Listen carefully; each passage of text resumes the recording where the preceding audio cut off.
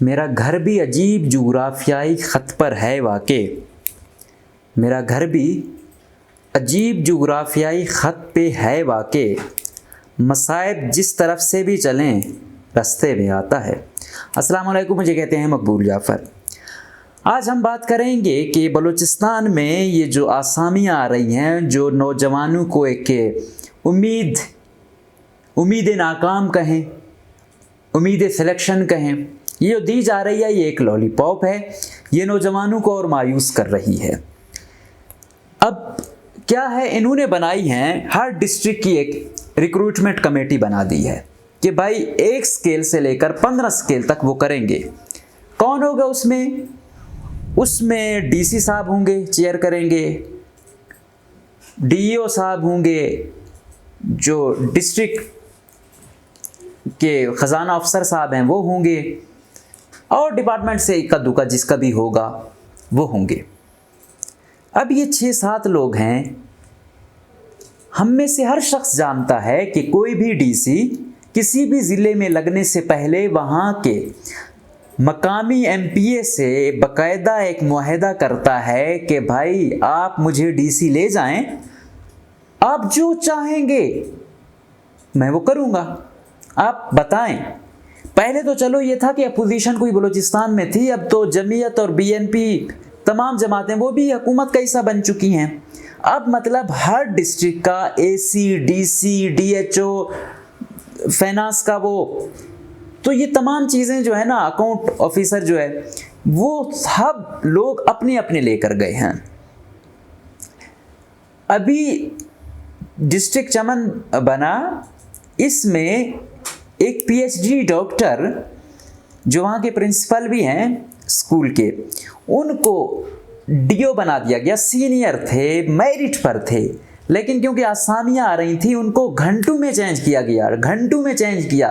वजह क्या है? वजह यही है कि ये जो आसामियाँ आ रही हैं इसमें जो मौसूफ साहब हैं वो अपने बंदे लाएंगे। डिस्ट्रिक्ट मुज़क्खेल से भी 2-3 महीने तक ये पोस्ट खाली थी, उसको किला सैफुल्ला लाए पहले, फिर दोबारा उसको ट्रांसफ़र किया गया मुस्तखेल, क्योंकि एमपीए का ख़ास बंदा है। क्यों? जो वो कहेगा उसी के बंदे लगेंगे। अब मुझे बताएं, आप में से हर शख्स पहले ही नाउमीद है इस सिस्टम से। अब छोटी आसामियां हैं, इनका जो कॉन्ट्रैक्ट है या इसकी सिलेक्शन तो अब बलूचिस्तान पब्लिक सर्विस कमीशन से तो नहीं हो सकती। अब डिपार्टमेंटल पे बिल्कुल 100%। हम भी थोड़े बहुत साफ़ी हैं, समझते हैं, हर एक का हिस्सा होता है। 1% भी लोग मेरिट पर नहीं लगेंगे, लिखवा लें आप मुझसे। पहले ये था कोई थर्ड पार्टी होती थी, कोई एचईसी का कोई क्रेडिबल वो होता था। अब हम देखते हैं कि लेट टेस्ट तो एचईसी ले रहा है, जो एक एडमिशन टेस्ट है, लेकिन यहाँ पे आसामियाँ जिन्होंने हर हेल्थ को चलाना है, एजुकेशन को चलाना है, तो वो कैसे करेंगे? एक मेडिकल में आने वाला शख्स जब इस तरीके से जाएगा, एक टीचर जब इस तरीके से मुंतखब किया जाएगा, तो क्या गारंटी है कि वो मेरिट पर होगा? क्योंकि हमें पता है कि यहाँ पर सिलेक्शन है। तो जब लोग डीसी से लेकर डीएचओ तक और डिस्ट्रिक्ट फाइनेंस ऑफिसर तक सेटलमेंट के ज़रिए वादे वईद करके आएंगे, वहाँ पर मेरिट कैसे यकीनी बनाया जा सकता है? अब आपको पता है, या सेक्रेटरी या एमपीए वही चाहेंगे तो उसके इलाके की जॉब मिला करेगी। उसके बगैर एक शख्स को, अगर किसी गरीब को मिलेगी, उनमें से या किसी का क्लोज होगा या बेचारा आखिर हद तक अपनी इज्जत नफ्स को मजरूह करके या रो कर या भीख मांग कर तो ले जाए तो अलग बात है, वरना मेरिट यूं पामाल होता है। तो यहाँ अभी से जॉब्स के बिकने की इतलात हैं कि जॉब जो है ना बेची जा रही हैं। लेवीज़ की असामियों पर यही हुआ था, मुख्तलिफ आवाज़ें उठना शुरू हो गई हैं, लेकिन कोई भी हल नहीं है। ऐसे टेक्निकल तरीके से 2 नंबरी की जाती है, आपका टेस्ट लिया जाता है, वो नहीं दिखाया जाता, इंटरव्यू लिया जाता है, तो आप कैसे फिर ये प्रूव करोगे? और अगर अदालत इसमें डायरेक्ट मुदाखलत नहीं करेगी तो कुछ भी नहीं हो सकेगा। अगर वजीर आला ने अभी तो कहा है कि भाई मेरिट वो नहीं होगा, ज़बानी जमा खर्च से कुछ नहीं होता, और हमें पता है कि सबसे पहले वजीर आला साहब चाहेंगे कि भाई मेरे बंदे लगें, और सबसे ये तरीका है कि खुद को ही नवाजना। ये ऐसा वो है कि इससे मुझे तो नहीं लगता कि 1% मेरिट होगा। पहले ये होता था तीसरा फरीक, ये टेस्टिंग सर्विसेज होती थी, NTS का एक अच्छा नाम है, बाकी दूसरी वाली सर्विसेज हैं। पिछला एजुकेशन का प्रोजेक्ट CTSP ने किया था, उसमें हमने देखा कैसे गरीब लोग लगे। रिक्शा ड्राइवर था, कोई बहुत ज़्यादा गरीब लोग हमने देखा लगे।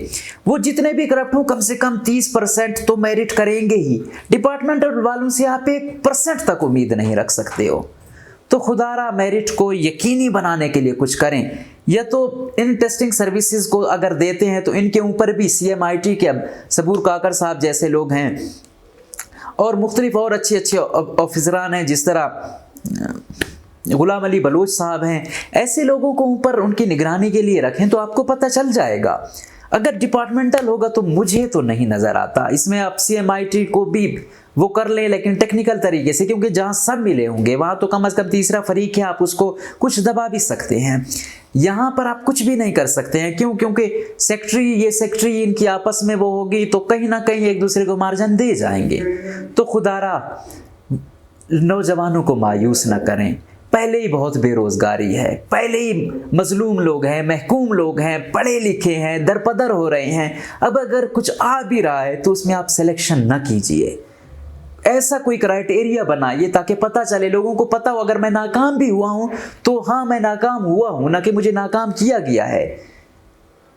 तो इस तरीके से कोई एक रूल नंबर स्लिप होगी, कोई उनके टेस्ट के मार्क्स होंगे, कोई इंटरव्यू के मार्क्स होंगे, कोई फाइनलाइज प्रोसेस होगा तो उनको किया जाएगा। वरना हम लेवीज के ऑर्डर से लेकर जितने भी हम डिपार्टमेंटल देख रहे हैं उसमें कोई अपॉइंटमेंट जितनी भी हैं टोटली सिलेक्शन नज़र आ रही है। आपने देखा होगा सोशल वेलफेयर डिपार्टमेंट में क्या हुआ है, खेल में ऐसा हुआ, हर डिपार्टमेंट में ऐसी सूरत हाल है। तो काइंडली वो तरीका करें जिसमें कुछ ना कुछ इन लोगों का एतमाद आप लोगों को मिल सके। कुछ लोग ये जो मायूसी की जानिब जा रहे हैं ये एक उम्मीद लेकर आए, तो हम उम्मीद करेंगे कि वज़ीर आला से लेकर उनकी पूरी टीम ऐसा करेगी। हम देख रहे हैं कि एक बड़ा अच्छा इनिशिएटिव असिस्टेंट की जॉब्स उन्होंने दी हैं, सेक्शन अफसर की दे रहे हैं, इवन के नायब तहसीलदार की 14 स्केल का आप कमीशन को दे रहे हो।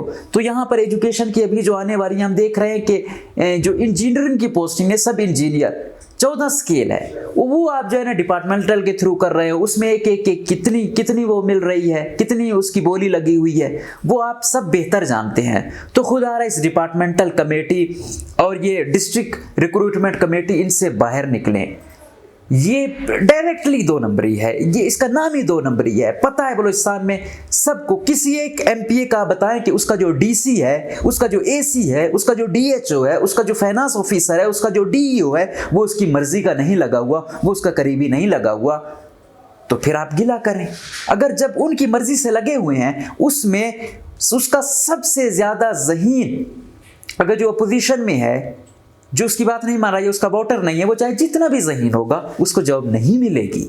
तो खुदारा इस नाइंसाफ़ी के खिलाफ आवाज़ उठाएं, इस नाइंसाफ़ी के खिलाफ बोलें। ये हमारी नस्लों के लिए एक अच्छा इनिशिएटिव होगा। हुकूमत से गुजारिश है कि एक इंडिपेंडेंट ऐसा इदारा BPSC का वो करें जो तमाम सिलेक्शन जो है 1 से लेकर 15 तक भी वो करें, वरना कोई ऐसा फरीक लाएं जिस पर थोड़ा सा एतमाद हो। ये सिलेक्शन इस तरीके से अंधेर नगरी चौपट राज, ये तो डायरेक्टली ही अपनों को नवाजने की वो है। तो इस हवाले से किसी शायर ने कहा था ना कि किन चिरागों की बात करते हो, सब चिरागों तले अंधेरा है। तो यहाँ तो माशाल्लाह से किसकी आप बात करते हो, तमाम ही जो सेक्रेटरी है वो भी बाकायदा एक प्लानिंग के तहत, बाकायदा एक मुआहदे के तहत उस मिनिस्टर के साथ चल रहा है। तो कोई एक ऐसा मुझे नज़र नहीं आ रहा कि कोई ऐसा सेक्रेटरी हो जिसे आप कहो कि ये बड़ा ट्रांसपेरेंट है, ये मिनिस्टर के कहने पर, ये किसी की सिफारिश पर कुछ नहीं करेगा। तो खुदारा मेरिट को पामाल होने से बचाएं, मेरिट का कत्लेआम होने से बचाएं, नौजवानों को मायूस होने से बचाएं, इस महकूम और मजलूम अवाम पर रहम खाएं। चलता हूँ साहब, अल्लाह हाफिज़।